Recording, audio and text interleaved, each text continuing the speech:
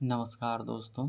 आज हम यूपीएससी के जीएस 3 की स्ट्रेटजी जानेंगे ताकि आप कम से कम समय में यूपीएससी के जीएस पेपर 3 में अधिक से अधिक मार्क्स ला सकें। तो चलिए शुरुआत करते हैं। तो सबसे पहले जीएस पेपर 3 को हमको डिटेल में उसका सिलेबस, उसकी बुकलेट, इसके सोर्स और क्या तरीका होना चाहिए उसके बारे में पता होना चाहिए। तो साहब जीएस पेपर 3 जो है ना, अक्सर डायनामिक रूप में पूछा जाता है और यह पेपर ही डायनामिक माना जाता है क्योंकि इसमें होगा इकोनॉमी, होगा एग्रीकल्चर, होगा एनवायरनमेंट, होगा साइंस एंड टेक्नोलॉजी, होगा इंटरनेट सिक्योरिटी, होगा डिजास्टर मैनेजमेंट, होगा। ये इतने डाइवर्सिफाई सब्जेक्टों को कवर करता है, ठीक है। और साथ ही साथ करंट अफेयर भी आ जाता है इसमें, और उसके साथ ही उसमें कंसेप्चुअल अंडरस्टैंडिंग भी होनी चाहिए जिससे आपका अच्छे से अच्छे मार्क्स आए, ठीक है। समझ रहे हो बात को। अब GS 3 पेपर का सर्वप्रथम आपको बोला कि भैया इसका सिलेबस तो पता होना चाहिए। तो सिलेबस में सबसे महत्वपूर्ण सब्जेक्ट है इंडियन इकोनॉमी। इंडियन इकोनॉमी 30 से 35% आती हैं और उसके मेन टॉपिक क्या है साहब?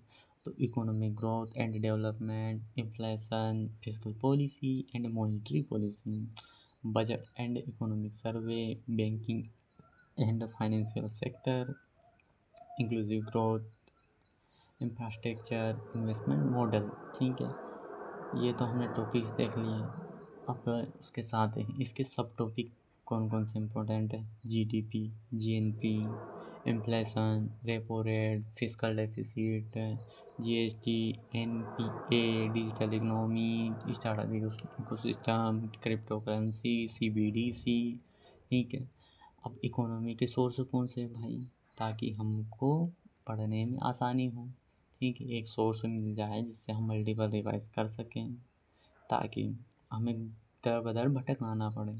तो सबसे पहले आपको 11th और 12th की NCERT is best book for economy, और उसके साथ इकोनॉमिक सर्वे, बजट की समरी और करंट अफेयर। और उसके साथ ही आप अगर किसी भी कोचिंग में हो तो कोचिंग में जो नोट्स दिए जाते हैं वो नोट्स या कोई बुकलेट दी जाती हैं, वो बुक्स बार बार मल्टीपल टाइम से यदि आप रिवाइज करेंगे तो वो आपके लिए सफिशेंट रहेगी, क्योंकि वह NCERT बेस से लेकर हाई लेवल तक ले जाते हैं और उसे डिज़ाइन की जाती हैं, ठीक है। समझ रहे हो।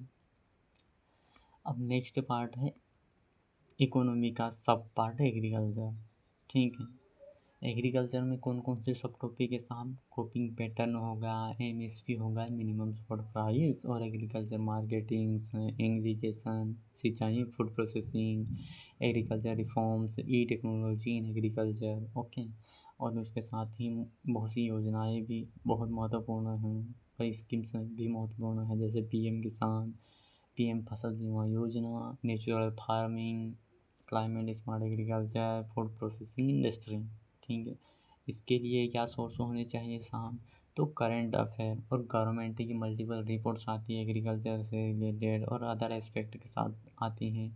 और एग्रीकल्चर के लिए आप अदर सोर्सेस की के माध्यम से भी आप नोट्स बना सकते हो, ठीक है। अब थर्ड है साहब साइंटिस्ट एंड टेक्नोलॉजी। यह लगभग 15-16% आता है और इसमें क्या क्या है साहब? तो करंट में जो टेक्नोलॉजी आ रही है, for example space technology, biotechnology, AI and robotics, quantum computing, semiconductor industry, defence technology, etc। यह एक बहुत ही महत्वपूर्ण टॉपिक है। उसके साथ ही artificial intelligence, quantum technology, gene editing, ISRO के मिशंस हो गया, साइबर सिक्योरिटी हो गया, क्योंकि ये इम्पोर्टेंट टॉपिक हो जाते हैं, ओके। और उसके बाद इसकी क्या सोर्स है भैया साइंस एंड टेक्नोलॉजी की? तो आपको पहले ही बताना कि यह करंट अफेयर ओरिएंटेड सब्जेक्ट हैं, तो इसमें करंट अफेयर को बहुत ध्यान दीजिएगा। इसलिए आप न्यूज़पेपर, PIB और साइंस से करंट अफेयर पढ़ सकते हैं। और साथ ही बेसिक अंडरस्टैंडिंग के लिए कोई सी बुक कोचिंग द्वारा पब्लिश की जाती है वो ले सकते हो आप, ठीक है। और उसके बाद इन्वायरमेंट एंड इकोलॉजी, आपको बता दें कि इन्वायरमेंट एंड इकोलॉजी 20% आता है, लगभग 20-22%। और प्री के लिए भी मोस्ट इम्पोर्टेंट सब्जेक्ट है, इसलिए आपको ध्यान देने की ज़रूरत है कि pre oriented plus mains integrate करके पढ़ना है आपको। तो इसमें कौन कौन से टॉपिक हैं, क्लाइमेट चेंज होगा, बायोडाइवर्सिटी होगा, इन्वायरमेंटल इम्पैक्ट असेसमेंट होगा, कंजर्वेशन होगा, पोल्यूशन होगा, ठीक है। इसके साथ ही CO समिट होगा, कार्बन मार्केटिंग होगा, रिन्यूएबल एनर्जी होगा, प्रोटेक्टेड एरियाज होगा, इंटरनेशनल कन्वेंशन होगा, ठीक है। तो अब इसके क्या सोर्स हैं, तो एनवायरनमेंट की बुक आमतौर पर शंकर IAS कोई कोचिंग है, उसकी बुक बहुत अच्छी है। उसके साथ ही current affair, fifth disaster management 5 से 10% आता है। आमतौर पर यह जियोग्राफी के पोर्शन से कंप्लीट हो जाता है। अगर आप अलग से पढ़ना चाहो तो कोई कोचिंग की नोट्स से पढ़ सकते हो। और इसमें क्या टॉपिक्स हैं साहब, डिजास्टर मैनेजमेंट, फ्लड होगा, अर्थक्वेक होगा, अर्बन फ्लडिंग होगा, हीट वेव्स होगा, NDMA की गाइडलाइंस। आमतौर पर NDMA को हम पॉलिटी में पढ़ते हैं, ठीक है। Heat waves, urban flooding, earthquake, ये इन्वायरमेंट इकोलॉजी प्लस जियोग्राफी से आमतौर पर कंप्लीट हो जाते हैं, ठीक है। और उसके बाद इंटरनल सिक्योरिटी आती है साहब, यह लगभग 15-16% आता है मेंस में, GS पेपर 3 में। और इसकी क्या टॉपिक है साहब, तो cyber security, terrorism, money laundering, ठीक है, बॉर्डर मैनेजमेंट, ऑर्गेनाइज क्राइम और सोशल मीडिया चैलेंजेस, ठीक है।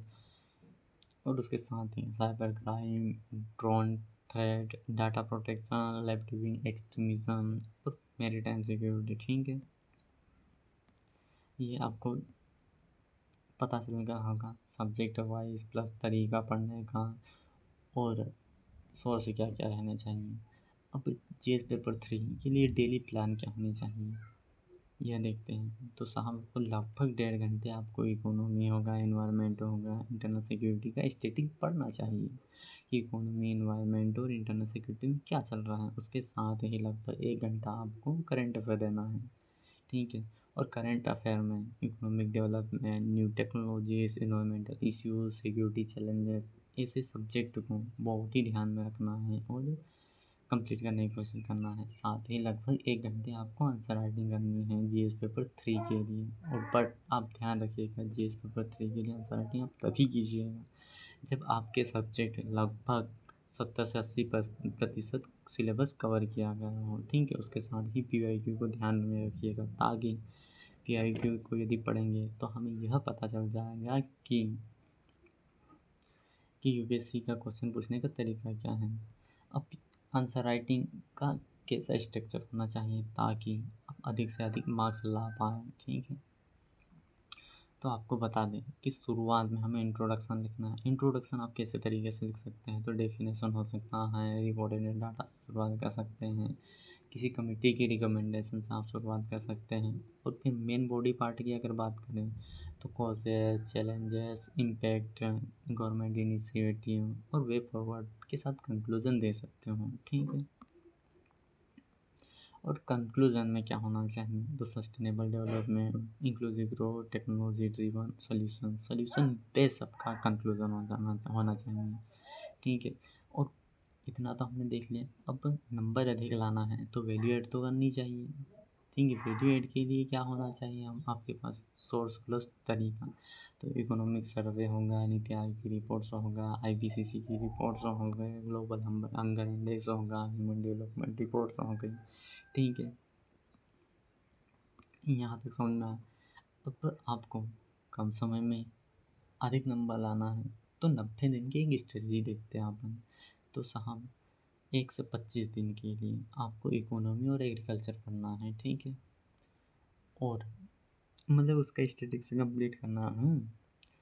और 26 से 45 दिन में इन्वायरमेंट और डिजास्टर मैनेजमेंट कंप्लीट करना है। तो इन्वायरमेंट तो आप लगभग 20 दिन में या 25 दिन में कंप्लीट कर लोगे। साथ ही डिजास्टर मैनेजमेंट आप कोशिश कीजिएगा कि आधा सब्जेक्ट उसे कंप्लीट कीजिएगा, ठीक है।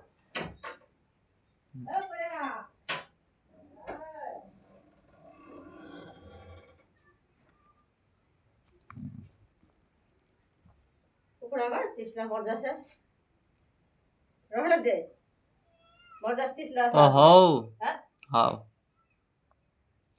उगाड़ देते हैं ठीक है, 91 days is easy. Okay, sorry this time भी मतलब यह समय थोड़ा सा आपके लिए बर्बाद करना है। सूर्य डबल से आप स्टार्ट करते हैं। ठीक है, अब आप कहाँ पर आ गए थे? 26 से 45 दिन, इन्वायरमेंट प्लस डिजास्टर मैनेजमेंट। ठीक है, ये आपको 26 से 45 दिन में कंप्लीट कर लेना है। अब बता दें कि भैया 46 से 60 दिन में हमें क्या करना है। तो साइंस एंड टेक्नोलॉजी का ये स्टैटिक्स प्लस करंट अफेयर को कंप्लीट करना है। 61वें दिन से 75वें दिन इंटरनल सिक्योरिटी को पढ़ना है हमें। ठीक है, और 74 से 90 दिन में revision plus PIQ plus answer writing करनी है। Thanks for watching and supporting this video. अगर आपको यह वीडियो अच्छा लगा है तो लाइक एंड सब्सक्राइब जरूर कीजिएगा। धन्यवाद, मिलते हैं नेक्स्ट वीडियो में।